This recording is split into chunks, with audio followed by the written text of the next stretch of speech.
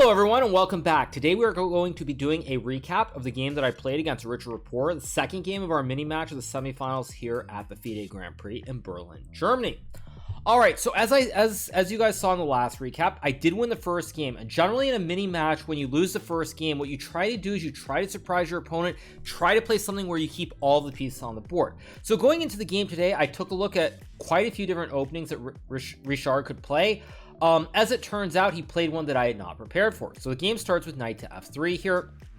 Now here I played d5, g3, and now I play knight f6. Now those of you guys who have followed my stream on Twitch have noticed that I probably played g6 a lot here. Very specifically, I've had this position with bishop g2 and bishop g7 against Georg Meyer. I've also had it against Rasmus Swain, as well as Big Fish Vladimir Fedoseev as well. Alright, however, I didn't really want to play g6 for a couple of reasons. First of all, after bishop g7, d4, you get a very static position. It's very symmetrical, and white has a lot of ideas here like c4 or a4, and it wasn't really what I was aiming for today.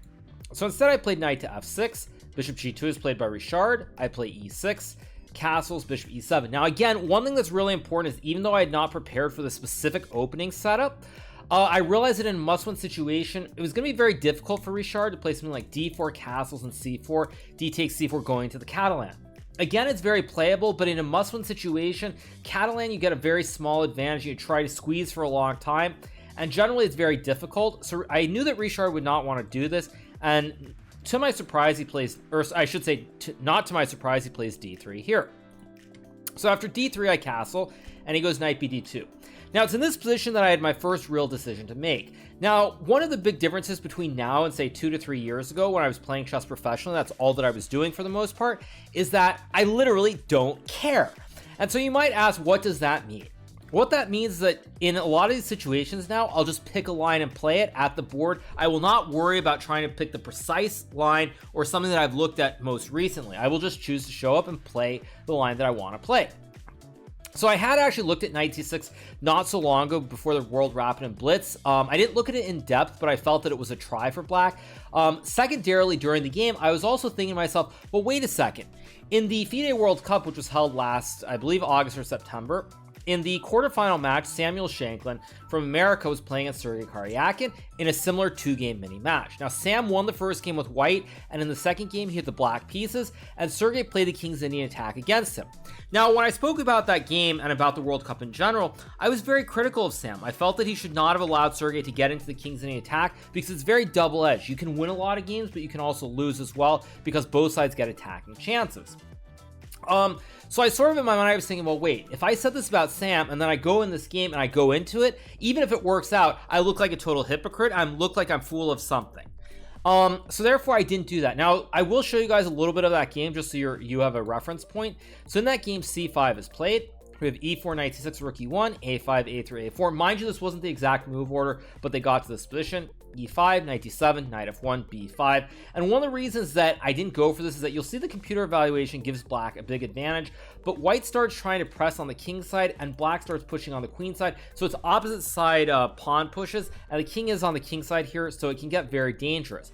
And in that game, after bishop b7, h5, h6, bishop f4, all very standard. Queen b6 was played, queen d2, rook fc8, g4, queen to d8, knight h2. You'll notice that even though black is trying to push on the queen side, white is starting to attack on the king side. And after king h1, b4, rook g1 was played by Sergei, again trying to open up this g file, knight f8, a takes b4, cb4, d4, knight a5, and g5. Now, one thing you'll notice is that in the last couple of moves, the bar has changed from being much better for black to being actually better for white.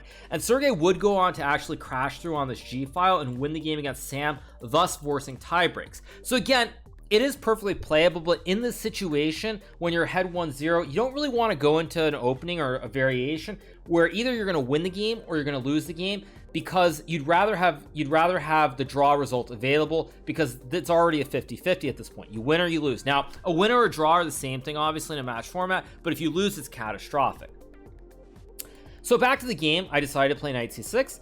Now here Richard plays d4. Now it's worth noting that I thought by playing this, I was surprising Richard. I was not expecting this opening, so I played knight e4, goes c3, and now I play f5. Additionally, when I chose to play knight c6, besides thinking about Sam and and trying to surprise Richard, I also thought, well, you know, my opponent in the final is most likely going to be Levon Aronian. And I remember that when I was playing some of these Kings Indian attacks or looking at some of these bunky openings for him in previous matches, I actually noticed that he played knight c6, so I thought, you know, that's another good reason. When in doubt, try to play like Levon.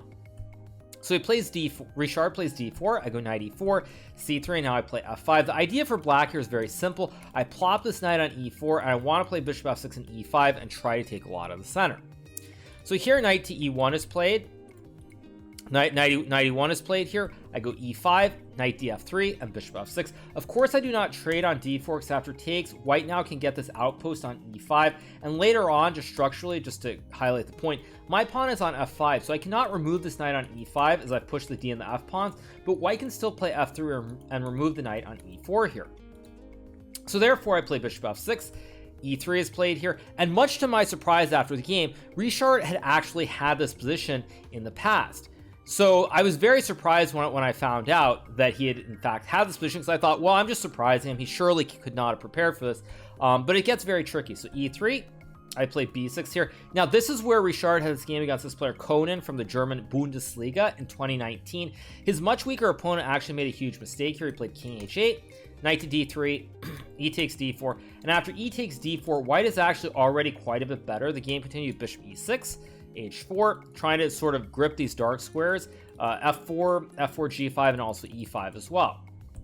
Knight E7 was played, Rook E1, Bishop G8, Knight F E5, Knight C8, and after Bishop F4, white had a huge advantage in Richard's game. Again, great ponies on E5, there's F3 to kick the knight out of E4, and white is close to winning already.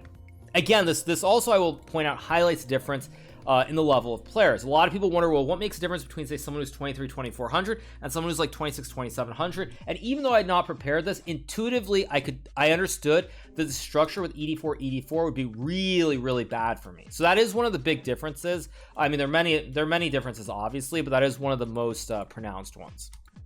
So here I play B6, knight D3, and now I go rook E8. Of course, takes is bad. White gets bishop F4 and knight to E5.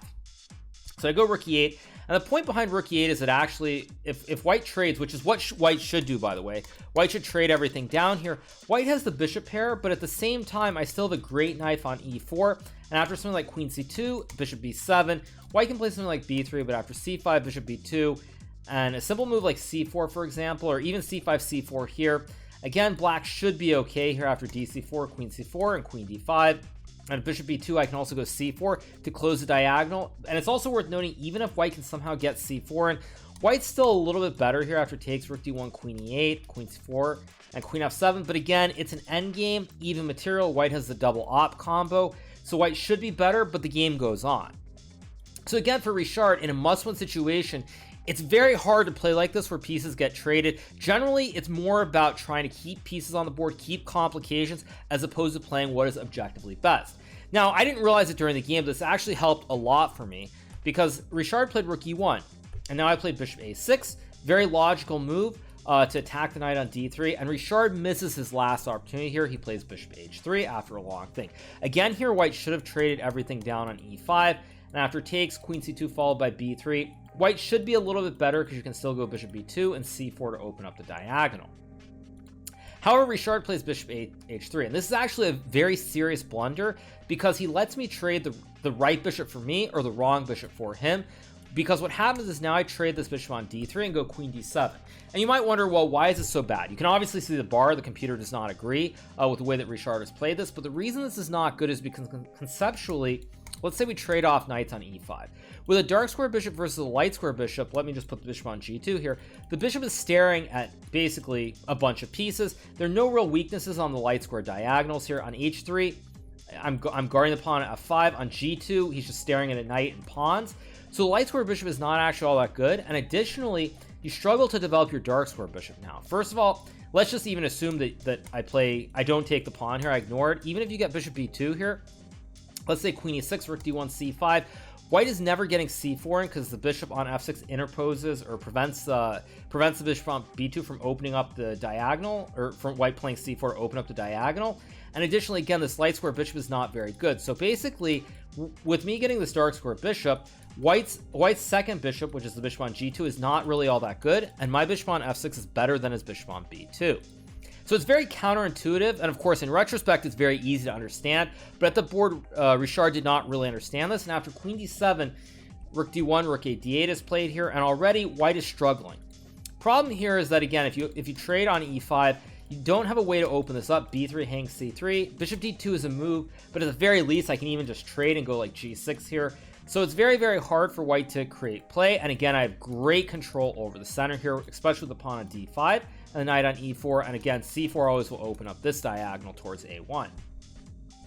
So Richard here was already getting a little bit low on time, starting to struggle with the position. Now he plays this move b4. Again, in a must-win situation, you don't have to be super objective. You kind of just play the move that makes the most sense. This is actually a great decision by him, and I used a lot of time here because I think I thought for about 30 seconds. I was very close to playing this move g5 on the spot, but then I realized it actually gets kind of messy because after g5, white can play b5. Worth noting, if white takes on e5, by the way, in this situation, I do not trade with the knight. I actually take with the bishop, take with the knight, and after queen c2, I have something like g4, bishop g2, and queen c6. I have knight f3 is coming, knight c4. I'm just dominating the bishops here with my two knights, like bishop b2, knight c4, for example, is really, really good. So white can't actually take on e5 here because now I'm gonna put a grip with g4 and threaten knight f3. And if white tries and actually if white doesn't really do anything like bishop g2, I go g4 again, takes and knight e5, queen c2, queen c6 again, knight f3 is coming in here potentially, maybe a lolly checkmate with queen h3 and queen g2, and it's just an absolute disaster for white.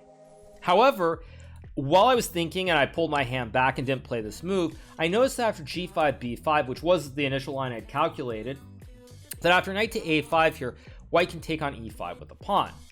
And initially I thought I could play bishop g7, but after bishop g7, white is a very tricky move. Knight takes g5, and after knight takes knight, bishop takes f5, queen e7, f4. The whole character of the position changes because now white has sacrificed a piece, but he also has a lot of pawns for this knight, and it's very, very unclear what's going on here. So I didn't want to allow this, and additionally after bishop g7, there also was knight d4, which I was mildly concerned about, with g4 e6 as well. So I just thought, no dice, don't do that. However, after knight e5 takes, the initial idea is to take on e5, but now after knight takes e5, rook takes e5, I actually got quite scared about this move c4. Now I suspect this is just a blunder, but at the time after knight takes c4, bishop f1, I started getting really scared that at some point white is going to go queen d4. Just to illustrate the point, let's say I play like queen c8, queen to d4, something like rook e7. I was very worried that, say, something like this, followed by bishop b2, and suddenly my king is very, very open here, and I'm under attack immediately. So even though I suspect that this is fine, I started to get worried about ideas like queen d4 takes and bishop b2, and a lot of threats on these dark squares around where my king is on g8. So again, computer probably says it's fine, says you can play queen b5, no fear, it's all good. But in a situation where I didn't need to win, I didn't need to press, it seemed sort of unnecessary to take this risk. Even though I might win the game, a win is the same as a draw, whereas a loss is the one result that you have to avoid at all costs. So therefore, after a long think, I did not play g5. I decided to keep it solid with queen to e6. Point is that if white ever takes on e5, now c3 is super weak because white has pushed b4 and black is just winning. So Richard goes b5, trying to remove the knight from e5, but now there's a second problem, which is now my knight gets another outpost or a bastion on c4, supported by the pawn. So here Richard takes on e5, I take back, he goes knight d4. Now I play this move queen h6, precise move, forcing bishop g2. If white were to go king g2 here, black can sack the queen on h3, go knight takes f2 with the fork, and after king g2, knight d3, rook d3, even just g6, black's up a pawn and completely winning. And if white plays the move bishop takes f5, those of you who are watching, you can pause the video for a few seconds, try to figure out where the win is. Alright, so if you didn't figure out already, the win after bishop takes f5 is that there's knight takes f2. If white moves the queen, of course, I just take the rook. If white plays bishop h7, I just go king h8, king takes f2, and now I have queen takes h2. If king e1, I just take on g3 and mate on f2. And if king f3, I take on g3, king e2, queen g2, king e1, and bishop g3 is mate. So the only move is king f1 here, but after king to f1, I can now play queen to h1, king to f2, or wait, no, actually it's not queen h1. Well, wait a second. No, I think it's queen to h3, king f2, and then bishop takes g3. If king g1, there's queen h2 and mate. And after king f3, I believe, yeah, it's bishop h4. If king e2, queen g2 is mate. If king f4, you go queen g3, king f5, queen g5. So there's a forced mate here. So therefore, white has to go bishop g2. And the reason I played queen h6 was very simple. The bishop on h3, let's say I go queen f6, the bishop on h3 is targeting the pawn on f5. Whereas after queen h6, bishop g2, queen f6 here, the bishop is staring at a diagonal that is closed. I have the knight and the pawn in the way, whereas the bishop on h3 was targeting the pawn on f5. So it's just a little bit of a tickle to force the bishop to a worse square. So here Richard plays a4, and now I just simplify with bishop takes d4. Probably not the best move, but I felt that after takes, if white plays e takes d4, there are two options that I was happy with. First of all, I thought knight c4 was completely fine here. I've got these great ponies in the center of the board. They're just dominating. Also, I thought knight b3, rook b1 takes, and then f4 here is probably okay. I wasn't really going to go for this, but I thought this was also reasonable. So both these options are available. So Richard takes with the pawn, and now I play this move c5. The reason I played c5 here is very simple. If I get the knight to c4, you'll notice I have one weakness in the long term, which is the pawn on c7. Now, it's not to say this is a bad move, but let's just say white can magically put his pieces like this, for example. You'll notice that in this position, white's going to move the queen, and I'm going to have this weakness on c7 for the rest of the game. So therefore, why do I want that weakness when I can just get rid of it? So instead, I play c5 here. Richard takes with the pawn. Of course, if d takes c5, you lose the rook in the corner. So he takes, and now I take back here. And the point is very simple. Now, once I go knight c4, there are never any weaknesses. Also, I can use this open file and stack the two towers as well. So bishop d2 is played here. I go knight c4, creating the outpost. Both of these knights are really, really nicely placed. Rook c1, I go rook c8. Not takes, because then white can still take with the queen. If I take back, white takes the queen on c6. So I play rook c8. Bishop e1, and now I go queen e6, again keeping everything pretty compact here, and I just have a very simple idea of stacking the towers with rook c6 and rook c8. So rook cb1 is played by Richard, a last gasp, and now I play a6. Important, by the way, I don't go rook c6, because then after a5, if I take, white can take, and now white has some open files to work with, and the king side, nothing's really happening.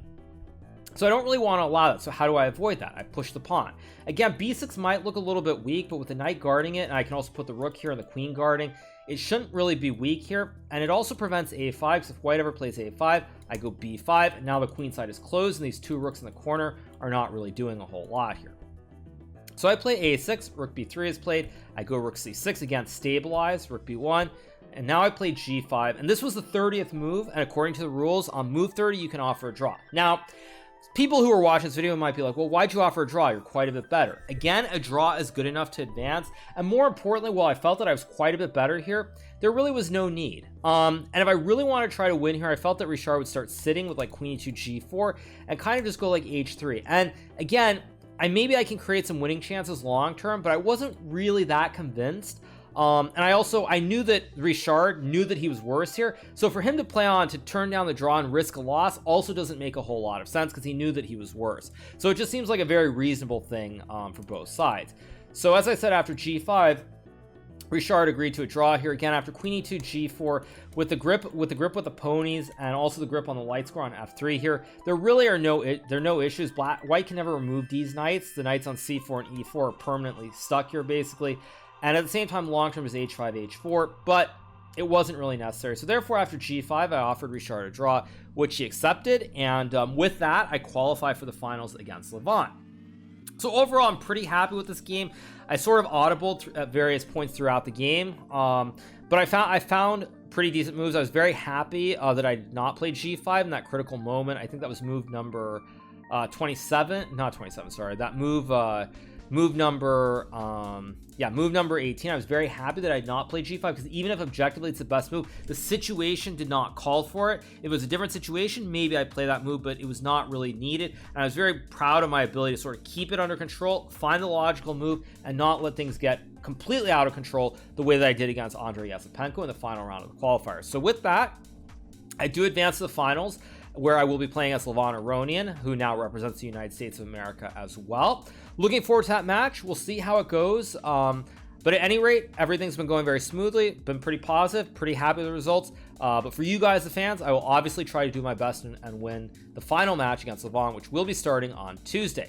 So once again, I hope you guys enjoyed that video, or enjoyed the recap. And if you haven't already, make sure to hit that subscribe button below, and I'll be back with more recaps very soon. Bye.